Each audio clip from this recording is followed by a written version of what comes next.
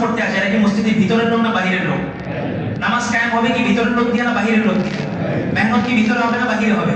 এই জন্য মোহাম্মদ সাল্লাল্লাহু আলাইহি ওয়াসাল্লাম দুর্গ বানাইছেন, মার্কাজ বানাইছেন মসজিদে নববীকে, কিন্তু কাজ করছেন পুরো পৃথিবীতে। সাহাবায়ে কেরাম মার্কাজ বানাইছেন মসজিদকে, কিন্তু কাজ করছেন পুরো পৃথিবীতে। যার কারণে ইসলামটা মসজিদের ভিতরে নয় পুরো পৃথিবীতে ছড়াইছে। এটা একটা সমাজ ব্যবস্থা এখন 100 বছরের গণতন্ত্রের মাথায় দাঁড় করানো হয়েছে যে দাওলা, রাষ্ট্রকে ইসলাম থেকে ভিন্ন করা হয়েছে। ইসলাম আলাদা, রাষ্ট্র আলাদা, এই এক কনসেপ্ট সবার মাথার মধ্যে বসায় দেওয়া হয়েছে। সবার মাথায় না, আমাদের হুজুরদের মাথায় বসানো হয়েছে যে তোমার দায়িত্ব শুধুমাত্র নামাজ পড়াও। রাষ্ট্র রাষ্ট্র চালাবে, সমাজ সমাজ ব্যবস্থা সমাজ সেবকরা চালাবে, তোমার দায়িত্ব কি? মসজিদে বৈশা ইমামতি। এই রাসূলের এক মেরাজ, যেটা জমিনে হতে পারতো, জমিনে আল্লাহ তাআলা দেখা দিতে পারতেন, কিন্তু রাসূলকে বাস্তব কিছু চিত্র, জান্নাতের বিবরণ আমি দেওয়া আর মুহাম্মদ সাল্লাল্লাহু আলাইহি ওয়াসাল্লাম দেওয়া কি এক? জাহান্নামের বিবরণ আমরা সবাই মিলে দেওয়া আর মুহাম্মদ সাল্লাল্লাহু আলাইহি ওয়াসাল্লাম দেওয়া কি এক? মুহাম্মদ সাল্লাল্লাহু আলাইহি ওয়াসাল্লাম দেখছেন, আমরা শুনছি। বলছেন ইব্রাহিম আলাইহিস সালাম বলেন আল্লাহ আপনাকে জীবিত করেন মৃত্যুর পরে, বলে আওয়ালাম তুমিন, তুমি কি এটা বিশ্বাস হয় না তোমার?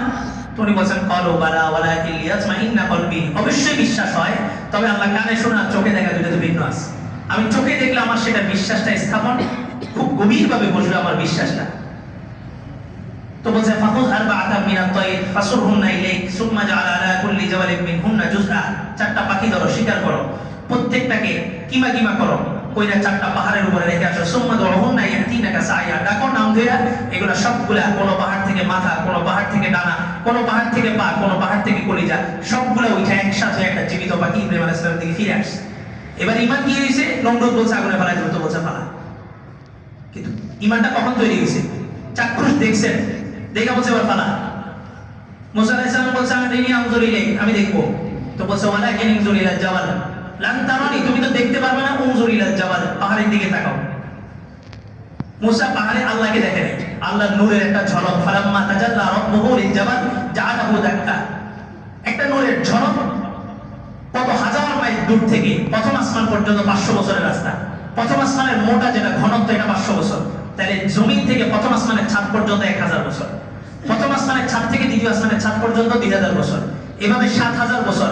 তারপরে আরো 7000 বছরের দূরত্বে আল্লাহ তাআলা আরশ আজিমের ভিতরে 70000 পর্দা আছে, যেটার একটা পর্দা থেকে আরেকটা পর্দার ডিসটেন্স 70000 বছর। এরপরে যে আল্লাহ তাআলা অবস্থান, আল্লাহ তাআলা যেভাবে আছেন সেভাবে, কেমনে আছেন এটা আমাদের মাথায় ধরবে না, আল্লাহ যেভাবে মন চায় সেভাবে আছেন। কামা ইয়ালিকু বিশানি, আল্লাহ যেমন শান তেমন। কুরসি বানাইছেন, কুরসির উপরে কি আল্লাহ বসছেন নাকি? কুরসির উপরে আল্লাহ যদি বসেন তাহলে কুরসিটা আল্লাহ থেকে বেশি বড় হয়ে যাচ্ছে না? কুরসিটা আল্লাহ চাইতে বেশি শক্তিশালী হয়ে যেতেছে না? এই জন্য আহলে সুন্নাত ওয়াল জামাতের আকীদা হলো আল্লাহ সর্ব জায়গায় আছেন। কিভাবে আছেন আল্লাহ জানেন। আমি মিম্বরের উপর বসছি, আমি শক্তিশালী বেশি না মিম্বর শক্তিশালী বেশি? মিম্বর, যার কারণে আমাকে বহন করতে পারছে। আল্লাহ কুরসির উপরে যদি বসে, যেটা আহলে হাদিসদের ধারণা আল্লাহ তাআলা এই সত্তাগত, আল্লাহ তাআলার আকৃতি, আল্লাহ তাআলা আকার আছে, আল্লাহ নিরাকার নয়। আমাদের বিশ্বাস হচ্ছে আল্লাহ নিরাকার, কিন্তু একটা শ্রেণীর মানুষ আছে যারা বলে আল্লাহ আকার আছে, আল্লাহর হাত আছে, পা আছে। মনে রাখবেন আমার হাত আছে কেন? আমি অপারগ, এজন্য আমার হাত আছে। আমি কিছু ধরতে হলে কিসের মুখাপেক্ষি? কি হাতের মুখাপেক্ষি। আমার চোখ আছে কেন? আমি অক্ষম, আমি কিছু দেখতে হলে কি লাগে? চোখ লাগে। আল্লাহর চোখ থাকবে কেন? আল্লাহ কি অক্ষম? আল্লাহর হাত থাকবে কেন? আল্লাহ কি অক্ষম? আল্লাহ বলছেন আল্লাহুস সামাদ, সবকিছু থেকে বেরিয়ে আছে। আমার সন্তান আছে কেন? আমি অক্ষম, আমি দুর্বল, এজন্য আমার সন্তান আছে। আমার সন্তান আমাকে লালন পালন করবে। আমার মাতা পিতা আছে কেন? মাতা পিতা না হলে আমার অস্তিত্ব হইতো না। আমি মাতা পিতার প্রতি মুখাপেক্ষী, সন্তান আমার প্রতি মুখাপেক্ষী, আবার আমিও সন্তানের প্রতি মুখাপেক্ষী। আল্লাহ বলেন আমি কিছুর প্রতি মুখাপেক্ষী না, লাম ইয়ালিদ ওয়া লাম ইউলাদ, জন্ম নিও নাই, জনক নই, আমি জননীয় নই। আমি জন্ম দিও না, জন্ম নিও না, ওয়া লাম ইয়াকুল লাহু কুফুয়ান আহাদ, আবার কেউ আমার কোনো সমকক্ষ নেই। সবকিছুতে আমি বেরিয়ে আছি। আল্লাহ নূরের ঝলক দিয়েছেন। ফালাম্মা তাজাল্লা রাব্বুহু লিল জাবাল, পাহাড়ের উপরে যখন একটা ঝলক পড়ছে, জাআলাহু দাক্কা ফাখাররা মুসা সাইকা, মুসা অজ্ঞান হয়ে পড়ে গেছে, পুরো পাহাড় জয়রা তুর পাহাড়। এখন যেটাকে বলা হয় সুরমা, ওটা চোখে লাগাইলে কি বাড়ে? জ্যোতি বাড়ে। আর আল্লাহ মুহাম্মদ সাল্লাল্লাহু আলাইহি ওয়াসাল্লামকে জমিন থেকে আসমান পর্যন্ত নিয়ে গেছেন, সমস্ত সবকিছু টপকে সিদরাতুল মুনতাহা পারবিরা। জিবরাইল বলছে আমি সালামদার, এক চুল আগে বাড়বো, আমার 7 জোড়া ডানা, যে এক জোড়ার একটা জোড়া একটা পাশ ডানা যদি আমি মেরি, মিনাল মাশরিক ইলাল মাগরিব, পশ্চিম থেকে পূর্ব পুরোটা ঢেকে যেত, এমন 7 জোড়া ডানা সবগুলো জয়রা সার্কেল হয়ে যাবে। এখান থেকে আপনার সীমানা শুরু। ওটাকে সিদরাতুল মুনতাহা, সিদরাতুল মানে বড়ই গাছ, মুনতাহা মানে সর্বশেষ। এরপরে আর পৃথিবীর কোনো মানুষ সেখানে যেতে পারবে না। আল্লাহ তাআলা মুহাম্মদ সাল্লাল্লাহু আলাইহি ওয়াসাল্লামকে ডেকে নিলেন, বললেন মুহাম্মদ আসো। কোনো কিছুই নেই, সব পর্দা সরাই দিয়ে সামনাসামনি বসে। কি আনছো মুহাম্মদ? কি আনবো আল্লাহ? আপনি তো কোনো কিছুর মুখাপেক্ষী না। আপনার জন্য আমি তিনটা শব্দ আছে, আত-তাহিয়াত লিল্লাহ ওয়াস সালাওয়াত ওয়াত তাইয়িবাত, সংবর্ধনা, সমস্ত সম্মান, সমস্ত পবিত্রতা আপনার জন্য নিয়ে আসছি। তো বলছে আমার জন্য তিনটা আনছো, আমিও তোমার জন্য তিনটা দিলাম। আসসালামু আলাইকা আইয়ুহান নবী ওয়া রাহমাতুল্লাহি ওয়া বারাকাতুহু। মুহাম্মদ সাল্লাল্লাহু আলাইহি ওয়াসাল্লাম দিয়েছেন কয়টা? তিনটা। আল্লাহ দিয়েছেন কয়টা? তিনটা। মুহাম্মদ সাল্লাল্লাহু আলাইহি ওয়াসাল্লাম গেছেন কোথায়?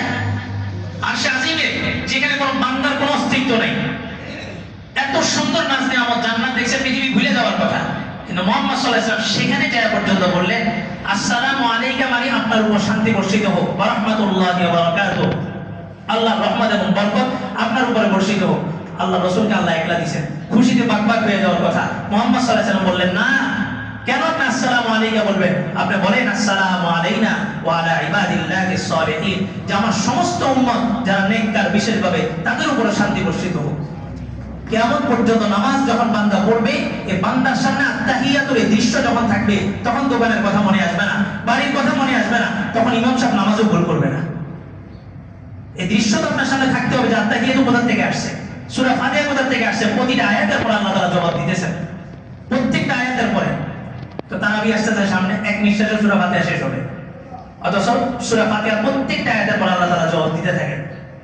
তো বান্দার সাথে এক কথোপকথনের জন্য মেরাজ মানে হচ্ছে, হাদিসের ব্যাপারে অনেকে বলছেন সনদটা খুবই দুর্বল, কিন্তু এতটুকু সত্য, আসসালাতু মিরাজুল মুমিনিন, নামাজ মুমিনের জন্য একটা মেরাজ। আল্লাহ রাসূলকে জীবনে একবার নিছেন, ওখানে যাওয়া পর্যন্ত উম্মতকে ভুলেন নাই।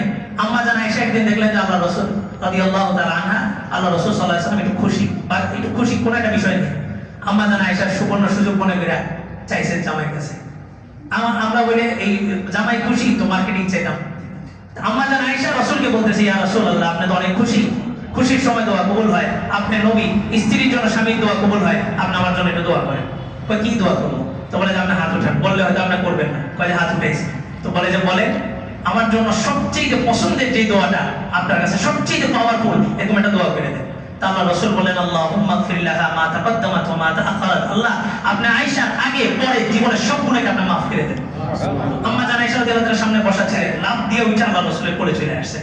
ছোট্ট ছিলেন, ওনার নাম ছিল হুমায়রা, লাল টুকটুকি। আল্লাহ রাসূলের কোলে চলে আসছেন, খুশিতে বাকবাক, এত খুশি হয়েছে যে পুরো চেহারা লাল বর্ণে লেগে গেছে, চোখে পানি চলে আসছে। বলে যে আয়েশা কি হইল? তো বলে যে সমস্ত নবীরা হাসরের মাঠে কথা বলতে পারবে না, মুহাম্মদ সাল্লাল্লাহু আলাইহি ওয়াসাল্লাম কথা বলবে। মুহাম্মদ সাল্লাল্লাহু আলাইহি ওয়াসাল্লামকে এই পাওয়ার আল্লাহ দিয়েছেন, ইন্না ফাতাহনা লাকা ফাতহাম মুবিনা লিয়াগফির লাকাল্লাহু মা তাকাদ্দামা মিন যামবিকা ওয়া মা তাআখার। আমি রাসূল আপনার সামনে পিছনে সব গুনাহ maaf করে দিয়েছি। নবীদের গুনাহ নেই, তারপর আল্লাহ সার্টিফিকেট দিয়েছেন। এই এক সার্টিফিকেটের উপরে মুহাম্মদ সাল্লাল্লাহু আলাইহি ওয়াসাল্লাম তারপর দেখাবেন হাসরের মাঠে, শাফি তুশাফা সাল তুত, রাসূল আপনি চাইবেন যতজন উম্মতের সংখ্যা বলবেন সবগুলোকে আমি জান্নাতে দিব। শাফি তুশাফা, কোন মুজরিম, কোন অপরাধীর ব্যাপারে আপনি সুপারিশ করবেন, সাথে সাথে আমি আপনার সুপারিশ গ্রহণ করব। এই পাওয়ার রাসূলকে দেওয়া হবে। কেন? ওই যে রাসূলের আগে পরে সব গুনাহ মাফের গ্যারান্টি আল্লাহ তাআলা জমিনে দিয়ে দিয়েছেন। তো এরকম একটা গ্যারান্টি যখন আম্মা জান আয়েশা পাইলেন, তো উনি খুশি হওয়াটা স্বাভাবিক, উনি লাফ দিয়ে সেখানে বসছেন। আর আল্লাহ রাসূল বললেন, আয়েশা তোমার জন্য জীবনে আমি একবার এই দোয়া করছি, শেষ, আর সামনে কখনো হয়তো এই দোয়াটা করবো না। কিন্তু আমার উম্মতের, প্রতিটা উম্মতের সদস্যদের জন্য আমি 5 ওয়াক্ত নামাজের পরে এই দোয়াটা করি। আপনি নামাজ পড়তেছেন, আপনি নামাজের পরে মুনাজাত করতেছেন, আপনি নামাজে দুরূদ শরীফ পড়তেছেন, আপনি জানেন না যে এটা প্রেক্ষাপট কোথা থেকে আসছে, কত কোরবানির পরে এই নামাজটা আসছে।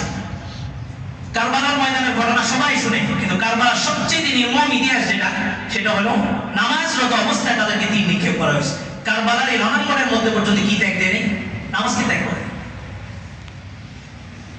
এই মেরাজের পুরো ঘটনার মূল সান্নিধ্য হচ্ছে কি? নামাজ। এই নামাজ আপনাকে সুস্থ করবে। এই জন্য মহিলা সায়েন্স বলে, নারীর বাচ্চা প্রসবের সময় যে ব্যথা, যে যন্ত্রণাটা হয়, এটা যান্ত্রিক কোনো যন্ত্রের মধ্যে যদি ক্যাপচার করে কোনো পাহাড়, শক্ত কোনো পাহাড়ের উপরে ছাড়া হইতো, পাহাড় মুহূর্তের মধ্যে চূর্ণ বিচূর্ণ হয়ে যেত, এত কষ্ট। কিন্তু শরীয়ত বলে, মা তুমি ওই সময় নামাজ পড়তে হবে। তুমি শুয়ে আসো তো ইশারা দিয়ে হইলে কি করতে হবে? নামাজ পড়তে হবে।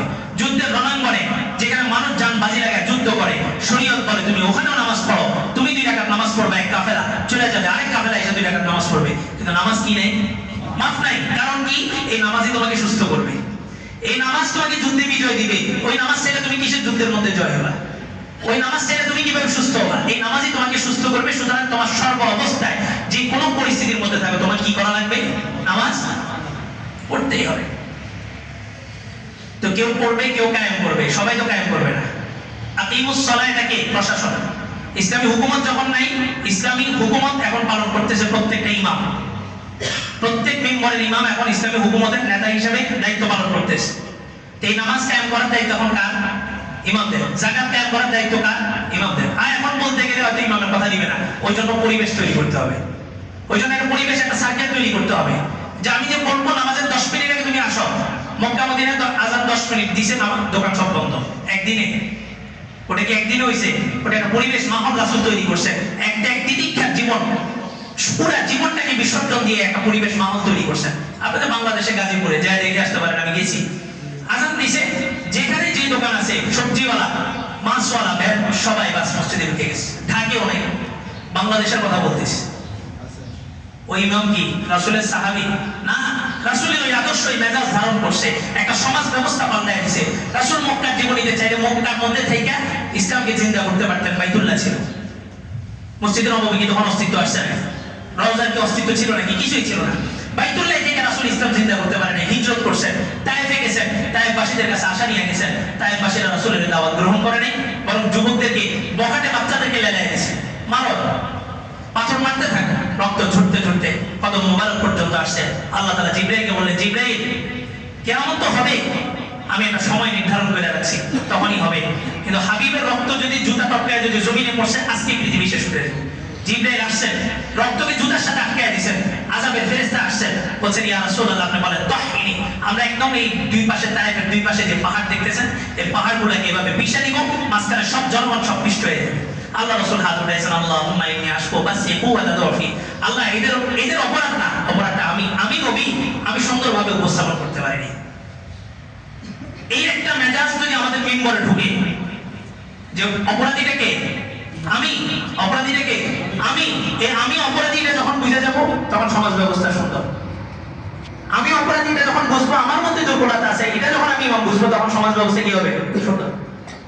আজ উঠাইছেন, আল্লাহ এদেরকে কিছু করে না, হইতে পারে এদের পরবর্তী নসল থেকে কেউ আসবে যে ইসলাম গ্রহণ করবে। এখন তাই সুন্দর ইসলামী পরিবেশ, পরবর্তী নসল আসছে, ইসলাম ধর্ম গ্রহণ করছে, রাসূল বদদুয়া করেন নাই, দোয়া করছে। গেছেন মদিনায়, মদিনাবাসী কি বললো? মদিনাবাসী বললো, ইয়া রাসূলুল্লাহ, ডানে তো আমরা ডানে, বামে আমরা বামে, সামনে পিছে চতুর্দিক থেকে আপনাকে আমরা বেষ্টনী দিয়ে রাখবো। তীর আসবে, প্রথম আমাদের বুকে ঢুকবে, তারপর আপনি রাসূল পর্যন্ত যাবে। দিন চমকে গেছে। মক্কা থেকে হলো না, তায়েফ থেকে হলো না, মদিনা যায় গেল, দিন চমকাইলো। মদিনার আনসার এবং মুহাজির সহযোগিতা যখন দাঁড়াইছে, তখন যা মদিনা থেকে দিন জিন্দা হয়েছে। ইমাম হাজার পরিবর্তন হবে এই মিম্বর থেকে, যতদিন পর্যন্ত এই সমাজের মানুষ না জাগবে, এই সমাজের মানুষ না চাইবে যে এখানে সমাজ ব্যবস্থা পরিবর্তন হোক, ততদিন পর্যন্ত এখানে হাজার ইমাম পরিবর্তন হবে, এই সমাজের ভাগ্য কোনোদিন পরিবর্তন হবে না। যেটা তাইফ হয়নি, মক্কায় হয়নি, মদিনা যাওয়ার পরে কেন হয়েছে? মদিনাবাসী বলছে যে মুহাম্মদ নিজের স্বার্থে এখানে আসে নাই, আমাদের জন্য আসছে। মক্কায় অফার করা হয়েছে, কি চাও? ক্ষমতা, তো তোমাকে আগামীকালকে প্রেসিডেন্ট বানায় দেবো। কি চাও? নারী, সবচেয়ে সুন্দর রমণী তোমার ঘরে পাঠায় দেবো। কি চাও? স্বর্ণ, এই তাকায় দেখো, এই পুরো পাহাড় সমান স্বর্ণ তোমাকে দিয়ে দিব।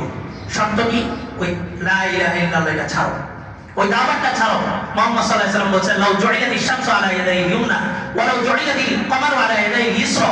আপনি সূর্য, আপনি কিসের মেয়ের কথা বলেন, কিসের ক্ষমতার কথা বলেন, কিসের স্বর্ণের কথা বলেন? সবচেয়ে বড় গ্রহ সূর্যকে যদি আমার ডান হাতে এনে দেন, আর পৃথিবীকে বেষ্টনী দিয়ে যে উপগ্রহ ঘুরতেছে চাঁদকে যদি আমার বাম হাতে এনে দেন, আমি মুহাম্মদ যে দায়িত্ব নিয়ে আসছি, এক চুল পরিমাণ সরার সুযোগ নেই। কি করবেন? মারবেন? আল্লাহ যতক্ষণ না চাইবে আমি মুহাম্মাদেরকে আপনার কাজও করতে পারবেন না। তায়েফবাসী মারছে, যে এটা আল্লাহ লেখা রাখছে, এটা তায়েফবাসীর ক্ষমতা, তায়েফবাসী মুহাম্মদ সাল্লাল্লাহু আলাইহি ওয়াসাল্লামের গায়ে হাত দিয়েছে না, এটা আল্লাহ লেখা রাখছেন। আল্লাহ বলছেন, কুল্লা ইউসিবানা ইল্লা মা কাতাবাল্লাহু লানা, কিছু আসবে, এটা কার পক্ষ থেকে? আল্লাহর পক্ষ থেকে। পুরো পৃথিবী বেষ্টনী দেওয়া, বাচ্চা জন্ম নিয়ে হত্যা করা হবে। আল্লাহ বলেন, আমি দেখাই দিতে চাই যে আমি লা ইলাহা ইল্লাল্লাহ। ওই ঘরে, যেই ঘরের থেকে ঘোষণা দেওয়া হয়েছে যে বাচ্চাকে হত্যা করা হবে, ওই ঘরে আমি মুসাকে পাচ্ছি। ওই ঘরে আমি মুসাকে পাইলা দেখাই দিছি যে আল্লাহ, আমি লা ইলাহা ইল্লাল্লাহ, এটা সত্য, এটা যুগে যুগে আমি প্রমাণ করছি। ইব্রাহিমকে আগুনে জ্বালাবে, ওই আগুনটাকে আমি কি বানাই দিছি? বেহেশত বানাই দিছি। আমি কে? লা ইলাহা ইল্লাল্লাহ। এই কথারই তো তারিফ। এই কথারই তো তালিম। তো বুজুর্গরা দেখছে যে এই কথা বললে আর মানুষ মানে সহজে মানতে চায় না, তো বুজুর্গরা সবক দিতে পারে যে সারাদিন লা ইলাহা ইল্লাল্লাহ বলতে থাকো বলতে থাকো। তো বলতে বলতে কি হবে, তাকাল্লাল লিসান তাকাল্লাল ফিল কলব, জবানে যেটা বারবার উচ্চারণ হয় সেটা দিলে বসে যায়। তার দাওয়াতের প্রয়োজন এবার কি করো, জিকির করো, লা ইলাহা ইল্লাল্লাহ জিকির করতে থাকো, তো একদিন তোমার ভিতরে এটা আল্লাহ তাআলা বসায় দিবে। মুসা আলাইহিস সালাম বড় হইলেন ওই ঘরের মধ্যে। আপদ বিপদ আসে কেন? বান্দাকে মজবুত করার জন্য। আল্লাহ চাইলে নবীদেরকে পাঠাইতে পারতেন, নবীদের সামনে ডানে বামে পিছে চতুর্দিক থেকে 10 জন করে 40 জন ফেরেশতা দিয়ে বেষ্টনী দিয়ে রাখতে পারতেন, কি সমস্যা ছিল? কিন্তু না, মুহাম্মদ সাল্লাল্লাহু আলাইহি ওয়াসাল্লাম তাকে সৃষ্টি না করলে কুল কায়নাত সৃষ্টি হতো না। এই রাসূলকে পর্যন্ত তায়েফের ময়দানে রক্ত ঝরাইছেন কেন? ইসলাম জিন্দা হোতা है हर কারবালা के बाद। যখনই কারবালা প্রতিষ্ঠিত হবে, যখনই রণাঙ্গন হবে, যখনই রক্ত ঝরবে, সেখান থেকে আল্লাহ তাআলা ইসলামকে জিন্দা করবেন। ইসলাম কি চায়? রক্ত, ব্লাড, এটা ঢালতে হবে, এটা দিতে হবে। এটা দ্বীনের ওই স্তম্ভ যেটা বাকি 5টা স্তম্ভকে মজবুত রাখবে, ওটাই যে জিহাদ ফি সাবিলিল্লাহ। আর জিহাদ ফি সাবিলিল্লাহ কি? নির্বাচন। জিহাদ ফি সাবিলিল্লাহ কি মিম্বর বয়ান? জিহাদ ফি সাবিলিল্লাহ কি? রক্ত, লাল রক্ত। হযরত আবু বকর সাদা সিধা মানুষ, কিন্তু কি বলছেন? আয়াত কুসুদ্দিন ওয়া আনা হাই, দ্বীনের মধ্যে কমতি আসবে আর আমি আবু বকর জিন্দা থাকবো, এটা হতেই পারে না। আরে ছাগল যেটা যাকাতে দেওয়ার কথা ওটা তো দিতেই হবে। ছাগলের সাথে যে রশি রাসূলের যুগে দেওয়া হয়েছে, ওই রশি দেওয়া থেকেও যদি কেউ বিরত থাকে বা অস্বীকার করে, আমি তার বিরুদ্ধে যুদ্ধ ঘোষণা করবো। অথচ ইসলামের কথায় বলা আছে আবু বকরের মতো নরম সাহাবী আর আসে না। হযরত ওমর অর্ধ জাহান শাসন করছেন।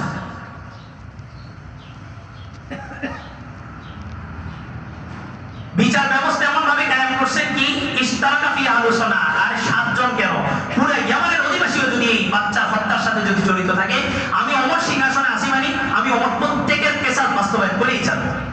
ওসমান সবকিছু বিসর্জন দিয়ে দিয়েছেন। মৃত্যু কি হয়েছে? কোরআন শরীফ তেলাওয়াত করতেছিলেন।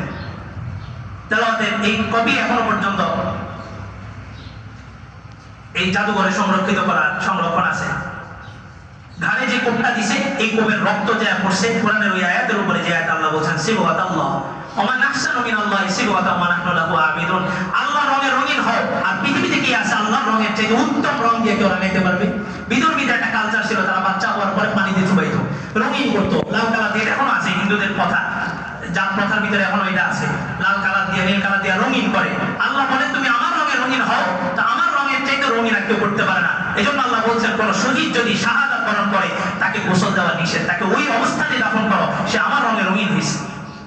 তোমার মৃত্যু তো সেটাই। ইতিহাস তো সিরাজউদ্দৌলারও রচনা হয়েছে, মীর জাফরের রচনা হয়েছে, ঘেষিটি বেগম যেটা ওটারও তো ইতিহাস রচনা আসছে। ইতিহাস বিচার করবে তুমি কি করছো।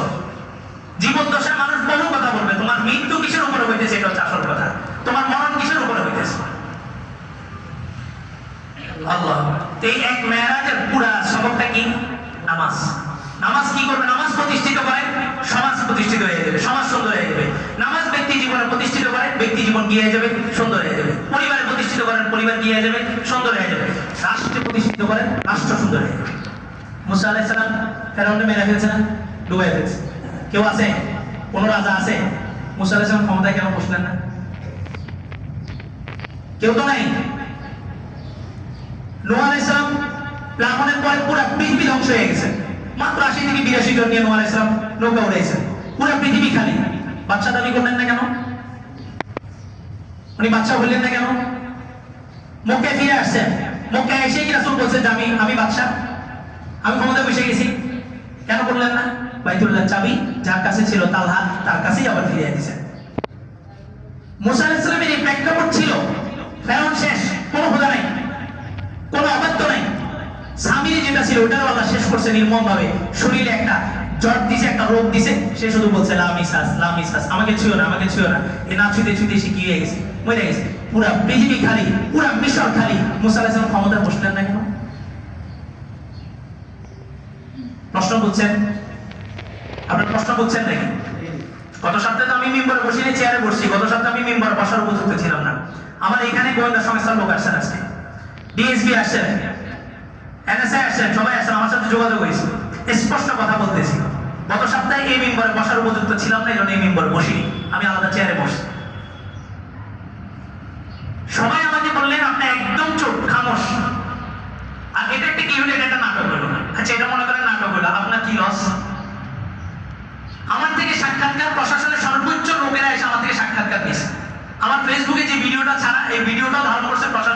কমিটির একজন সদস্য কর্মকর্তা, উনি আমাদের ধারণ করছেন। গত সপ্তাহে ওনারাই আমাকে বলছেন, হুজুর আপনি যে একটু জমা পড়ান, না হলে পরিস্থিতি ঘোলাটে হয়ে যাবে। আমি ওনাদের কথার উপর একটা জমা পড়াইছি, আমার জমা পড়ানোর অবস্থা ছিল না। আমার অফার করা হয়েছে আপনার বাইরে চলে যাবে, নিচে আমার কোনো টর্চার কোনো কিছু করেন, এটা ইনজেকশন পুশ করছে। এই কথাটা কি গোপন না? আমি প্রশাসনের সামনে বলছি, এটা প্রশাসনের সামনে আমি বলছি না, স্বীকারোক্তি দিছি না যে এই ঘটনা ঘটছে। প্রশাসন নিজেরা আমার কাছে বলছে, হুজুর আমরা জিম্মি, আমরাও বহু উচ্চ পদস্থ কর্মকর্তারা বিভিন্ন ব্ল্যাকমেলের শিকার। প্রশাসন চালায় যে লোক, তো প্রশাসন তার বিরুদ্ধে কি করবে? তো সাক্ষাৎকার দিতেছি, সারাদিনই তো সাক্ষাৎকার চলতেছে আমার বাসায়, সাক্ষাৎকার সবগুলো আমার মা শুনতেছে পাকড় থেকে বসে। সবাই গেছে, আমার কমিটি গেছে, ফেনীর ওলামায়ে কেরাম গেছে, ফোনের উপর ফোন, সবাই এক কথা, আপনি একদম খামোশ, চুপ হয়ে যান, আর কথা বলেন না, শেষ।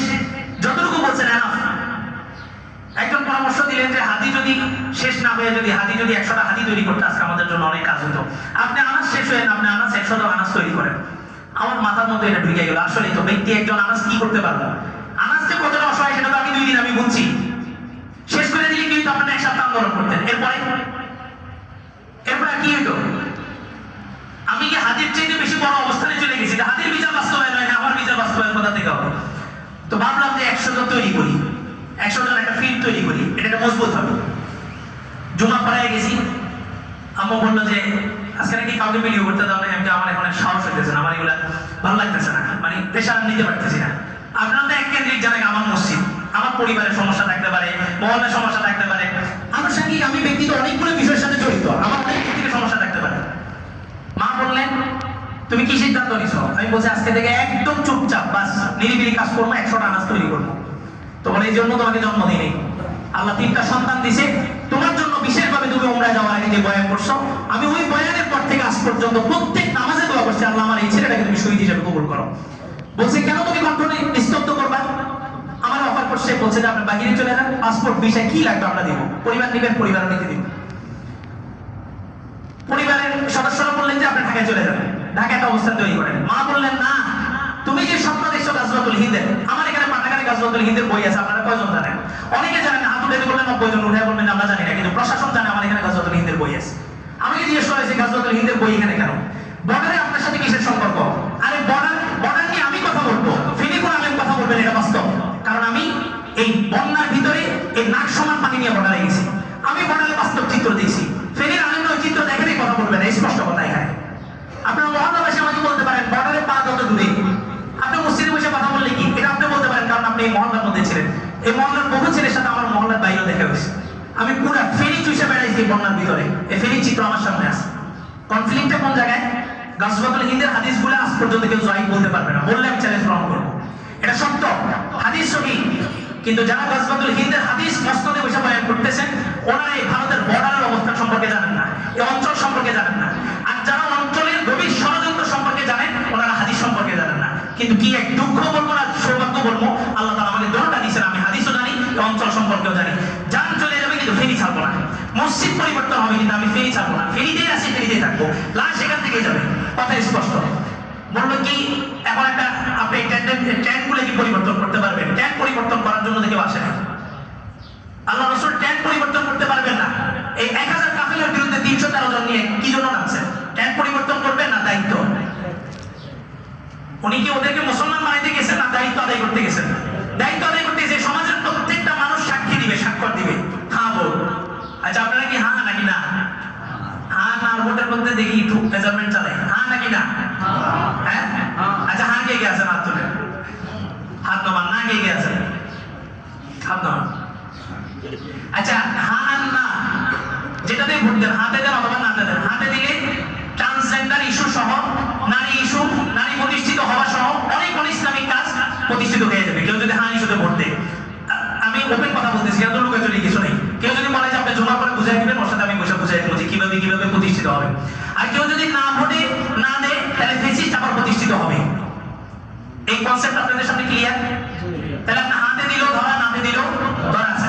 আচ্ছা হ্যাঁ না কোনটাতে যদি না দেন আপনার কি সমস্যা? আপনার কি সমস্যা থাকবে বলেন? এবার বুঝেন।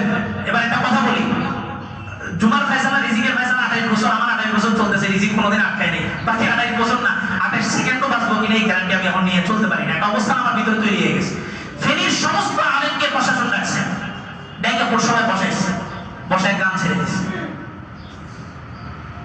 ইমামদেরকে ডাকছে, আপনারা হাফ ওটার উপর মুসল্লিদেরকে বলবেন, সমস্ত ইমামদেরকে ডেকে আলেমদেরকে ডেকে ওখানে গান ছেড়ে দিচ্ছে। ঢাকার কথা কোথা, কতটুকু দূর এখান থেকে? গত বছর বলছিলাম ফেনী পৌরসভায় আলেমদেরকে সিট দিবে, রুম দিবে। আমি বলছিলাম যদি রুম দখল করতো তো বাইতুল মুকাররমের খতিব যেভাবে পালাইছে এই ফেনীর সমস্ত আলেম সেদিন পালানোর দরকার প্রয়োজন হয়ে যেত। প্রশাসন আপনাকে রুম দিবে কেন? আপনার প্রশাসনের কাছে যাবেন কেন? আপনি প্রশাসন, প্রশাসন আপনার কাছে আসবে। আমাদের ওই যেখান থেকে আনা হয়েছে, যে ঘর থেকে, আমার ওখানে দেখছি, এখানে দেখছি। এক ছেলে বললো যে আমার নাকি কোথায় দেখছেন, আমি ওরা ডাকছি পাশে, দেখে বললাম যে তুমি আমার কোথায় দেখছো? তো বলে যে আমার তো দেখিনি, আমার এসে বলছে, থানার এসে। আমি ফেরির এসি দিয়ে থানার এসে কাছে কল দিচ্ছি, যেটা একটা ঘটনা উল্টা ঘটালে আমি মুখ করবো, এটা স্বাভাবিক। প্রশাসন যদি এটাতে হস্তক্ষেপ না করে তো প্রশাসন কি করছে সেটা আমি মুখ খুলতে পারতো। তাই আমি বললাম ওনার ফোন দিয়ে জিজ্ঞেস করে, ফোন দিয়ে জিজ্ঞেস করছে, ওই সাউন্ড নাইয়ের এসে বলতেছে আমাকে উকিলে বলছে, মুয়াজ্জিন সাহেব বলছে আমাকে 1টার সময় সাউন্ড এই হাসপাতাল মনে দেখছে। তো মুয়াজ্জিন সাহেব আমি জিজ্ঞেস করলাম আপনি কি আসলে আমার 1টার সময় দেখছেন? কয় না, আমি আরেকজনের কাছ থেকে শুনছি। ওনাকে বললাম যে আপনি কি আমাকে দেখছেন? মনে হয়েছে আপনি। আপনি দেখবেন যত কথা রটানো হইতেছে, ধরেন তুমি কার থেকে শুনছো? অমুক থেকে। তুমি কার থেকে শুনছো? অমুক থেকে। কিচ্ছু দরকার না, আমি কি এখানে এসে বলছি যে আমাকে অমুক দল গুম করছে, অমুক দল গুম করছে, তা আপনারা মারামারি করতেছেন কেন? বা এসে কি দাবি করছি যে আমি গুম হয়েছে, আমার 50,000 টাকা দিতে হবে দাবি করছি, তাহলে আমার এই বিষয়ে আপনারা এত মাথা ব্যথা কেন? আপনাদের এত মাথা ব্যথা কেন? আমি কই গেছি না গেছি মনে করেন এটা সাজানো না, কি আপনার কি ক্ষতি? তবে পুরো বাংলাদেশের মানুষ যে দোয়া আমার জন্য করছে 10 বছরের জন্য এনাফ। আমি আনাসের জন্য 10 বছরের দোয়া সেই 2 দিনে হয়ে গেছি। বহু জায়গা থেকে আমার জন্য দোয়া হয়েছে, তো এটি আমার প্রাপ্য। আপনার তো কোনো মাথা ব্যথা নেই, আমি তাদের দিচ্ছি, আমি কথা বলতেছি। হুমকি দামকি তো আমার আসতেছে ওমরার আগ থেকে, ওমরার আগে থেকে এটা করবো এটা করবো। এখন হ্যাঁ না ভোটের ভিতরে তো হুজুরদেরকে নিয়ে কি করছে, সুন্দর করে গান শোনায় দিচ্ছে। হুজুররা খুশি, আচ্ছা 500-1000 করে দিছে, দিবে সাধারণ। আমরা ইমামরা আমাদের নিলে আপনারা টাকা দিবেন না, আমাদের মূল্য হচ্ছে 500 মনে করেন বাইরে। ফেনীবাসীর মুক্তি সেদিন আসবে যেদিন এই ফেনীবাসী সবাই একত্রিত বাদ নির্মাণ করতে পারবে। আর পুরা দেশের মানুষের মুক্তি সেদিন আসবে যেদিন পুরা দেশের সবাই মিলা হাতি হত্যা, পিডিআর, পিলখানা থেকে নিয়ে এই পর্যন্ত যতগুলো হত্যা হয়েছে সবগুলো হত্যার বিচার বাস্তবায়ন করতে পারবে। সেদিনই এই দেশে শান্তি প্রতিষ্ঠিত হবে, এর আগে হবে না। কোনো মানুষের নিরাপত্তা থাকবে না। আমি গেছি প্রশাসনের কথাবার্তা বলছি, কয়েকটা বৈঠক করছি, সাংবাদিক সম্মেলন করছি, উচ্চ পদস্থ সবাইকে ধরছি, এগুলো ভিতরগত পরিকল্পনা ছিল, প্রকাশ করে নেই কখন। প্রশাসন বললেন যে ওখানে আসন্না ফাউন্ডেশন কাজ করতে গেছে, মানে বলছে প্রশাসনের অনুমতি ছাড়া কাজে নামে ক্রস ফায়ার করা হবে। এটা ফেনীর মাটি, আমার মাটি, নোম্যান্স ল্যান্ড আছে একটা বর্ডারে, নোম্যান্স ল্যান্ড মানে আবার এখানে এসে বসছি, আবার এখানে দাঁড়াইছি, আবার একটা হিম্মত পাইছি, কিন্তু একটা মানুষ পাইনি যে ওদের আপনার কথা বলেন। মদিনার আনসাররা যেভাবে বলছে রাসূল তীর আসবে আগে আমাদের গায়ে, তারপর আপনার কাছে। মুসা আলাইহিস সালাম সেদিন বসলেন না কেন? ক্ষমতা তো সব রেডি ছিল। কারণ কি? মুসা আলাইহিস সালাম জানতেন এই বনি ইসরাইল এগুলা যতক্ষণ পর্যন্ত মগজ ধোলাই না হবে ততক্ষণ পর্যন্ত আমি মুসা ক্ষমতায় বসলে এরা আমাকে বসাবে, আবার এরাই দুটা বাড়ি দিয়ে কি করবে, নিচে নামায় দিবে।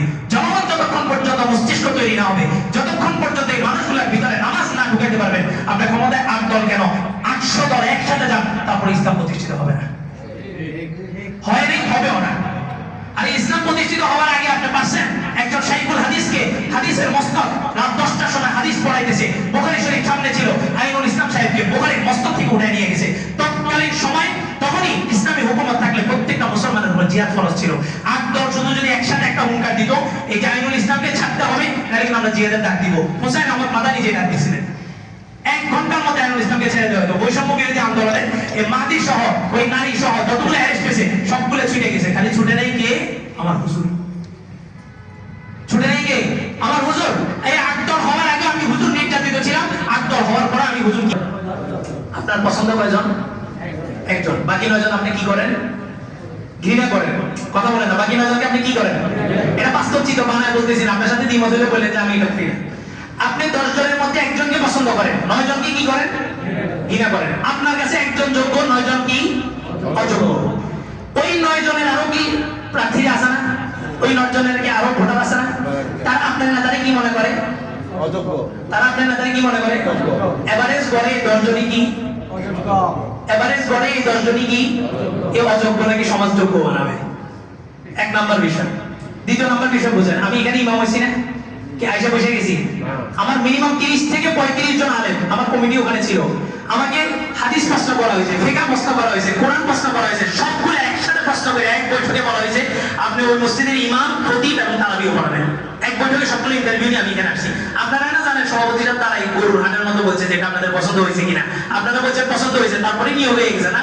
জহিরিয়া মসজিদ আমার ইন্টারভিউ হয়েছে, ইন্টারভিউ পর আমি আপনার এখানে এসে বসা। আমার নসল, আমার শৈশব থেকে কৈশোর সবকিছু তাদের সামনে ছিল, তারপরে তারা আমাকে এখানে নিয়োগ দিয়েছে। আমার শৈশব জানে, আমার পরিবার জানে, আমার বংশ জানে, বংশ চিনে, আমি কোথায় পড়ছি, কোন কোন জায়গায় পড়ছি, সবকিছু তারা জানতো। তারপরে জানেন আমার ব্যাপারে তারা সিলেক্ট করছে। তাহলে দেখেন আমাকে যারা সিলেক্ট করছেন ওনারা আমার থেকে কি যোগ্য? আপনারা একটু কথা বলি, যারা আমাকে সিলেক্ট করছেন যে প্যানেল, ওনারা আমার থেকে কি যোগ্য? এই জন্যই তো আমাকে সিলেক্ট করছেন। তাহলে যোগ্য, ওনারা অযোগ্য হলে আমাকে সিলেক্ট করতে পারতেন না, পারতেন না। ওনারা যোগ্য, আমাকে সিলেক্ট করছেন। তাহলে যোগ্যরা সিলেক্ট করে, যাকে সিলেক্ট করা হয় সে কিন্তু যোগ্য না, তাদের থেকে বেশি যোগ্য না। এখানে যারা এমপি হবে, নেতা হবে, তাদেরকে কে সিলেক্ট করবে? জনগণ। কে সিলেক্ট করবে? জনগণ। তাহলে যোগ্য কে? জনগণ। অযোগ্য কে? নেতা।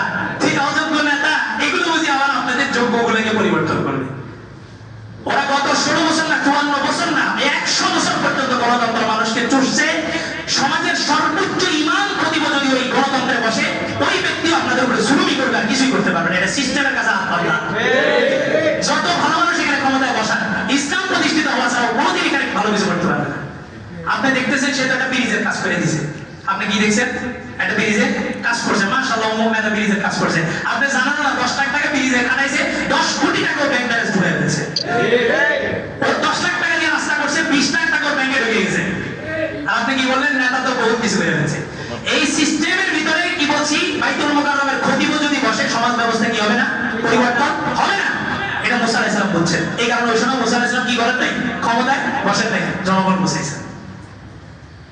জনগণ বসাইছেন। দেশ স্বাধীন করছে কারা? আমার পূর্বপুরুষ আকাবের রাস্তা। এই পশ্চিম পাকিস্তান, পূর্ব পাকিস্তান, শাব্বির আহমদ ওসমানী, জাফর আহমদ ওসমানী দুইজনে দুই জায়গায় পতাকা উঠেছেন। দেশ তো পুরা হুজুরদের কন্ট্রোল ছিল। শামসুল হক ফরিদপুরি রহমাতুল্লাহের মতো লোক, দেশ বিখ্যাত, জগৎ বিখ্যাত আলেম এখানে ছিলেন। ক্ষমতায় বসলেন না কেন? ওনারা জানেন এই সেন্টিমেন্ট যতক্ষণ পর্যন্ত পরিবর্তন না হবে, ক্ষমতায় আমাকে তারা বসাবে, আমার সকালে বসাবে, বিকালে, এগুলোই আমার লাথি মেরে নামায় দেবে। আফগান ক্ষমতায় বসছে আগের বার, কয় বছর ছিল? আফগান বাস্তবতা বুঝছে, যতক্ষণ পর্যন্ত এই মেন্টাল, এই মানুষের মেজাজ তৈরি না করা হবে, ততক্ষণ পর্যন্ত ক্ষমতা স্টে করা যাবে না। এরপরে তারা বসছে। জুন্নুন মিসরি রহমাতুল্লাহের একটা ঘটনা শুনে আমি উমরা যাওয়ার আগে দিয়ে বলছিলাম। জুন্নুন মিসরি নাম শুনছেন? একজন বুজুর্গ, মানে নাম না শুনলেও বলবেন যে শুনছি, কারণ এখন আমার মুখ থেকে শুনছেন না। এখন যখন বলছি যে শুনছেন, আপনারা সবাই চুপ থাকা থেকে মনে হইতেছে যে আমি একটা বানানি ঘটনা বলছি। জুন্নুন মিসরি একজন বড় বুজুর্গ ছিলেন।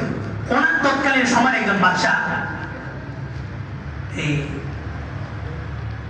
নামটা সম্ভবত মালিক হারাবি, এরকম একটা নাম ছিল। উনি সমস্ত আলেমদেরকে দাওয়াত দিলেন। প্রশাসন সবসময় কি করে? হুজুর করে হাতে রাখে, কারণ জানে যে এগুলো মিম্বরে বসে যদি একটা বক্তব্য দেয় যে ভোট দেওয়া লাগবে না, তে আর কেউ ভোট দিবে না। সমাজ কার হাতে? সমাজ আমাদের হাতে। এটা বুঝে না কে? আমরা। বুঝে কে? ওই গণতন্ত্রওয়ালারা। সমাজ যে আমাদের হাতে, এটা বুঝে না কে? আমরা ইমানরা বুঝি না। এটা বুঝে কে? ওই গণতন্ত্রওয়ালারা। যার কারণে ভোটের আগে দিয়ে সব হুজুরে, সব মাথায় টুপি। এবার কি বলে? হয়তো মদিনার ইসলাম গায়ন করবে সবাই। নির্বাচনের আগে দিয়ে মদিনার ইসলাম গায়ন করবে। নির্বাচন আগে দিয়ে আসমান কার, জমিন কার, সব কার। তো বিধান চলবো কার? এটা কম। ওটা করলে তো ক্ষমতা শেষ। খালি এতটুকু বক্তব্য যেগুলো ইসলামী দল যদি দেয় যে ক্ষমতায় গেলে আমরা বিধান শুধুমাত্র আল্লাহটা কায়েম করবো, আজকে দিবে, নমিনেশন বিকালে বাতিল হবে, আমি লেখা দিব। এখন সব হুজুররা বলে যে আসলে কি ইসলামকে হুট করে চাইলে কি প্রতিষ্ঠিত করা যায়? আস্তে আস্তে সিস্টেমে করতে হবে। ইসলামটাকে কি করতে হবে? বিজয় করতে হলে আস্তে আস্তে যেতে হবে। ইসলাম কি পরাজিত শক্তি? ইসলাম কি পরাজিত? আপনি বিজয় করবেন আপনি কে? ইসলামকে বিজয় করবেন আপনি কে? ইসলামের পতন হয়নি। 100 বছর আগে যে খেলাফার পতন হয়েছে, এটা মুসলমানদের পতন হয়েছে, ইসলামের পতন হয়নি। আল্লাহ রাসূল বলেছেন, আল ইসলামু ইয়াদু ওয়ালা ইউলা। ইসলাম কিয়ামত পর্যন্ত উচ্চ আসনে থাকবে। ইসলাম কারো কাদের উপরে ভর করে উঠবে না। আপনি ইসলামকে বিজয় করার জন্য ক্ষমতায় যাচ্ছেন, ইসলামকে পরাজিত শক্তি নেই। বরং আপনি যাওয়ার কারণে ইসলামের আরো ক্ষতি হইতেছে। আপনি ইসলামটা বাদ দেন। ইসলামটা বাদ দিয়ে সবাই একসাথে করেন কাজ, কোনো সমস্যা নেই। তো জুন্নুন মিসরি রহমাতুল্লাহ আলাইহি ডাকছে বাদশা মালিক হারাবি, ডাইকা বলতেছে, আপনারা কি একটু আনইজি ফিল করতেছেন নাকি? ভয়? আমি এখান থেকে বের হওয়ার পরে কিছু হইলে আমার মুসল্লিরা আমার ঠেকাইবো, ওই বিশ্বাস এতদিন ছিল এখন নাই। আর মুসল্লিদের উপরে বিশ্বাস করে আমি কথা বলছি দেখে আল্লাহ তাআলা একটা শাস্তি দিয়েছেন। তো তাওয়াক্কুল থাকবে শুধু কার উপরে? আল্লাহর উপরে। ইব্রাহিম আলাইহিস সালাম আসছেন, আগুনে ফেলাবে, ফেরেশতারা এসে বলে সব নিভিয়ে দিবে। ইব্রাহিম আলাইহিস সালাম বলে তোমাদের কে পাঠাইছে? আল্লাহ পাঠাইছে। তো বলে আল্লাহ দেখতেছেন, আল্লাহ সরাসরি সাহায্য করবে। আল্লাহ ফেরেশতাদেরকে দিয়ে বলেন, আল্লাহ সরাসরি আগুনকে বলছেন কুলনা ইয়া নার কুনি বারদাও ওয়া সালামান আলা ইব্রাহিম, আগুন তুই ঠান্ডা হয়ে যা। ফেরেশতা দিয়ে বলা নেই। তো বিশ্বাস কার উপরে থাকবে? টিএসবি দুইজন কর্মকর্তা আমার কাছে গেছেন, আছেন এখানে, এই মসজিদে ওনারা আছেন যারা আমার ভিডিও করছেন। বললেন যে হুজুর, আমরা আমার বস যে পুরো বাংলাদেশের যিনি বস, গোয়েন্দা বিভাগের যিনি বস, উনিও যদি আপনাকে বলে যে আপনাকে প্রটোকল দিবে, পারবে না। উনি আমাকে বলতেছে হুজুর তাওয়াক্কাল তো আল্লাহ। আমি চিন্তা করলাম আসলেই তো এই কথাটা আমি বলি সারা জীবন, কিন্তু আজকে আমাকে সবকটা শিখাইছে একজন, আল্লাহ তার মুখ দিয়ে এটা বের করছে। কোন মানুষ কি কাউকে প্রটোকল দিতে পারে নাকি? না। তো ডিএসপি উনি আমাকে বলতেছে আমার বসও যদি বলে আপনি বিশ্বাস করেন না, আপনি মুখ খুলেন না, আপনার কাজে আপনার গতিতে কাজ চালান, সিচুয়েশন ঘোরানো মনে হলে আপনার বাইরে চলে যাবেন। মায়ের এক কথার উপরে আমি সিদ্ধান্ত নিয়েছি, মা দোয়া করছে, দোয়া তো কবুল। আর আমি তো সারা জীবন তামান্না করি যে শহীদ মনে হবে। বাদশাহ মালিক আরবি সব হুজুরদেরকে ডাকছে, ডাইকা সবাই হাদিয়া দিচ্ছে। তো সব হুজুরা ছিল আমার মতো, সবাই হাদিয়া দেয়, মাশাআল্লাহ বাদশাহ আপনি তো জান্নাতি। গেছে গা জুন্নুন মিসরি রহমাতুল্লাহ আলাইহির সামনে গেছেন, সে বলে যে সবাই এটা আপনি দিবেন, আমি আপনার থেকে নিতে আসিনি, আপনাকে দিতে আসছি। কি দিবেন? বলে যে দুইটা কাগজ দেন। দুইটা পাঁচটা দিয়েছে, দুইটা পাঁচটার মধ্যে একটা লেখা লেখা গোল করে বলছে আপনার দুই মুকুটের দুই পাশ দিয়ে এটা ঢুকে রাখেন। যখন জীবনের সবচেয়ে কঠিন পরিস্থিতির পড়বেন, এই সিংহাসন থাকবে না, তখন একটা চিরকুট বের করে পড়বেন। কয়েছে আরেকটা কি করবো? কয়েছে যখন আবার ওই পরিস্থিতি কেটে যাবে, ভালো অবস্থানে আসবেন, তখন আরেকটা চিরকুট বের করে পড়বেন। আচ্ছা ঠিক আছে। কিছুদিন পরে রাজ্যের উপরে কঠিন এক হামলা হলো, বাদশাহ শিকার পরাজিত হয়ে গেছে, সমস্ত সৈন্যরা ছিলা বিড়া, বাদশাহ ভয়ে একটা গুহার ভিতরে যে আশ্রয়। হঠাৎ মনে হইলে গেলে জুন্নুন মিসরি আমাকে তাবিজ দিয়েছিল দুইটা। তাবিজ না, কাগজে একটু কিছু লেখা, কাগজে উদয় এই ফেরাউনের নাম লিখছে, শয়তান কয়েকটার নাম লিখছে, গোল করে তাবিজে দিয়ে দিয়েছে। হুজুর 1500 টাকা লয়ে গেছে, আর ওই বেটা তো বাদ সুস্থ হয়ে গেছে। আল্লাহ তো শয়তান কয় যে তাবিজের ভিতরে যখন আমার নাম লেখা আছে, আমি আর থাকি কাজ কি যাই। তো এই বেটা কয় যে হুজুরের তাবিজেতে কি হয়ে গেছে, ভালো হয়ে গেছে। যখন 6 মাস গেছে, তাবিজ খুলে দিয়েছে, ভিতরে লেখা শয়তান। আল্লাহ তো বাদশাহ জুন্নুন মিসরি রহমাতুল্লাহ আলাইহি এই কথা শুনে উনি একটা চিরকুট বের করছে। বের করে দেখতেছি যে ওখানে লেখা ये जो हालत है हालत गुजर जाएगा। তোমার যে এখন একটা পরিস্থিতি চলতেছে, পরিস্থিতি কি হয়ে যাবে? পার হয়ে যাবে। বাদশাহ চিন্তা করলো আসলেই তো এই পরাজয়ের পরিস্থিতি আমার সারা জীবন থাকবে নাকি? এটা মুহূর্তের মধ্যে শেষ হয়ে যাবে। ইতিহাস নতুন ভাবে নতুন পৃষ্ঠা উল্টাবে, নতুন ভাবে নতুন মানুষ ইতিহাস রচনা করবে। বাদশাহ সমস্ত সৈন্যদেরকে ডাকলেন, শোনো এই পরিবেশ যেটা দেখতেছো আমাদের একটা শিখাচ্ছে, এটা কিন্তু পাল্টায় যাবে, সময়ের ব্যবধানে পাল্টায় যাবে। সবাই একসাথে হও, হয় বাঁচবো না হয় মরবো। এই মরার নিয়োগ করে যখন আক্রমণ করছে, তখন রাজ্য আবার ফিরে পাইছে, সমস্ত শত্রু বাহিনী পলায়ন করছে। মনে রাখবেন, আপনি বাঁচতে চাইলে বাঁচতে পারবেন না। আপনি যদি বাঁচতে চান তাইলে বাঁচতে পারবেন না। আর যদি সবাই মিলে মনে করেন যে মরবো, এবার মরার জন্যই নামছি, তবে ইচ্ছা প্রতিষ্ঠা করবো, তা আপনাদের কি কেউ মারতে পারবে না। তো বাস এবার সৈন্যদের পালায় গেছে, সবাই রাজ্যে ফিরে আসছে, বাদশাহ ফিরে আসছে। বাদশার কাছে খুব মনে হলো যে জুন্নুন মিসরি এক বক্তব্য তো খুব দামি, ওরে তালাশ করো, ওরে পুরস্কৃত করবো। তো বাদশাহ সিংহাসনে আসছে, আইসা খানা দানা দিছে, বিশাল আয়োজন, সিংহাসন আবার নতুন ভাবে পাইছে। ওই যেমন আপনাদের 24শে রেভলিউশনের পরে কি ওই রুমে যায় আমাদের পোলাবেন যায়, দেখছে না, গরম গরম মাছ, গরম গরম তরকারি, এরকম শাসা বুঝলাম। তো বাদশাহ জুন্নুন মিসরি আসছে, আইসা বলে যে চিরকুটে আরেকটা দিছিলাম, ওটাও খুলো। তো বাদশার সামনে নানা রকম আইটেমের খানা দেওয়া, ক্ষুধার্ত খাবে, চতুর্পাশে রমণীরা বসে আছে, সাজসজ্জায় সজ্জিত। বাদশা আরেকটা চিরকুট খুলছে, ওইটার মধ্যে একই লেখা, ये जो हालत है ये भी गुजर जाएगा। শোনো, এখন যে একটা সিংহাসনে বসছো, এই যে হালতটা, এটাও কি হয়ে যাবে? পার হয়ে যাবে। বাদশা সব ছেড়ে দিয়ে মসজিদে চলে গেছে। ওই মালিককে ধরা দরকার, যে মালিক সমস্ত আহওয়ালকে পরিবর্তন করেন।